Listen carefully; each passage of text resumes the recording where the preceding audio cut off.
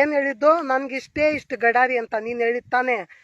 ಅದಕ್ಕಿಂತ ದೊಡ್ಡದಾಗಿದ್ರೆ ನೀನ್ ಬಾಯಲ್ಲಿ ಇಟ್ಕೋಬೇಕು. ನಿನ್ಗಿರ ಯಾರ್ ತಾಕಿಲ್ಲದ ಇವನ ಹತ್ರನ ಆಯ್ತಂತ ನಿನ್ ಲೌಡನ ಕಟ್ ಮಾಡ್ತೀನಿ ನಾನು. ನಿನ್ ಬೀಜನ ತೆಗಿತೀನಿ, ನಿನ್ ನರ ಇಲ್ದಂಗ್ ಮಾಡಿ ನಿನ್ ವಂಶ ನಿರ್ವಂಶ ಮಾಡ್ಬಿಡ್ತೀನಿ. ಬೇವರ್ಸಿಗಳ ಯಾಕೆ ಬ್ಯಾಡ್ ಕಮೆಂಟ್ಸ್ ಎಲ್ಲ ಕಳಿಸ್ತೀರ? ನಿಮಗ್ ನಾಚಿಕೆ ಮಾನ ಮರೀದಿ ಏನು ಇಲ್ವಾ? ಗಂಟ್ಲಲ್ಲಿ ಏನ್ ಸೌತೆಕಾಯಿ ತಿರ್ಕೊಂಡಿದ್ಯಾ? ವಯಸ್ಸೇ ಹೊಂಡಲ್ಲ ಲೌಡಿ. ಏನು ಅನ್ಸಲ್ವಾ ನಿಮ್ಗೆ? ಲೈಕ್ ಕೊಡಿ, ಕಮೆಂಟ್ಸ್ ಮಾಡಿ, ಒಳ್ಳೊಳ್ಳೇದು ಹೇಳ್ಕೊಡಿ, ಕಲಿತೀವಿ. ಯಾಕೆ ಎಲ್ಲಾರು ಚೆನ್ನಾಗ್ ಮಾಡಲ್ಲ ವಿಡಿಯೋನ? ನಿನ್ ಮಕ ನೋಡಿದ್ರೆ 3 ದಿನ ಮೋಷನ್ ಬರಲ್ಲ, ಅದ್ರಲ್ಲೂ ನಿನ್ ಲೈಕ್ ಕಮೆಂಟ್ ಎಲ್ಲಾ ಕೊಡ್ಬೇಕು. ಸಣ್ಣ ಮಕ್ಕಳೆಲ್ಲರೂ ನಿನ್ ಮುಖ ನೋಡ್ಬಿಟ್ರೆ ಯಾವ್ದೋ ಬಗ್ಗೆ ಬಂತ ಅಂತ ಹೆದರ್ಕೊಂಡ್ಬಿಡ್ತಾರೆ. ನೈಟು ಮಾತಾಡ್ತಿದ್ವಿ, ವರ್ಷಕ್ಕೂ ಒಂದೊಂದು ಸಿನಿಮಾ ಕೊಟ್ಕೊಂಡು ಹೋಗೋಣ, ಅಂದ್ರೆ ನೆಕ್ಸ್ಟ್ ವರ್ಷ ಬರೋಷ್ಟು ಜನ ಮರ್ತೋಗ್ಬಿಡ್ತಾರೆ ನಮ್ಮನ್ನ ಅಂತ ಹೇಳ್ತಿದ್ದೆ. ನಿಮ್ಮ ಅಭಿಮಾನಿ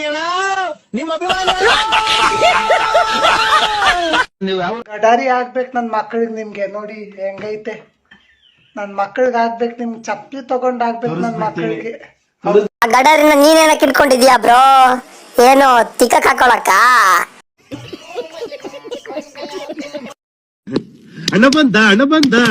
ಸುದೀಪ್ ಅಣ್ಣ ಬಂದಿದ ತಕ್ಷಣ ಎಲ್ರು ಹೆಂಗ್ ಆಗ್ಬಿಡ್ತಾರೆ ಅಂತ ಹೇಳಿದ್ರೆ, ಅಲ್ಲಿ ದೇವ್ರು ನಿಂತಿದ್ದಾರೆ, ನಾವೆಲ್ಲ ಭಕ್ತಾದಿಗಳು. ಅವ್ರು ಹೆಂಗ್ ಹೇಳ್ತಾರೆ, ಹೆಂಗ್ ವರ ಕೊಡ್ತಾರೆ, ಹಂಗೆ ಕೇಳಬೇಕು ಅನ್ನೋದು. ನಾನು ಕಣ್ಣೆದ್ರಿಗೆ ಶೂಟ್ ಮಾಡಿ ಸಾಯಿಸ್ಬಿಡ್ತೀನಿ. ಇರಿಟೇಷನ್ ಲೈಫಲ್ಲಿ ತುಂಬಾ ಕಷ್ಟ ಬಿಟ್ಕೊಂಡು ಬಂದಿದ್ದೀನಿ. ನೀನ್ ಈ ತರ ಅಂತ ಬಿಕ್ಕಳ್ತಾ ಇದ್ರೆ ನನಗೆ ತಿಕ್ಕಲಿ ಹಿಡಿಯುತ್ತೆ. ಲೈಫಲ್ಲಿ ಯಾವತ್ತು ಬೇಜಾರಾಗಿಲ್ಲ ಇಷ್ಟು.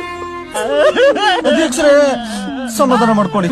ಯಾಕೆ ಈ ತರ ಮಾಡ್ತಾರೆ ಅಂತ ಅವ್ರಿಗೆ ಗೊತ್ತಿಲ್ಲ. ನಿಂತು ಕೊಡ್ತೇನೆ, ನನ್ನ ಹತ್ರ ಬೇಡ, ನಾನು ಸರಿ ಇಲ್ಲ. ಕಷ್ಟ ಮೇಲ್ ಕಷ್ಟ, ಏಟ್ ಮೇಲ್ ಏಟು, ಆದ್ರೂ ಈ ನನ್ನ ಮಗನ್ ರೇಂಜ್ ಕಡಿಮೆ.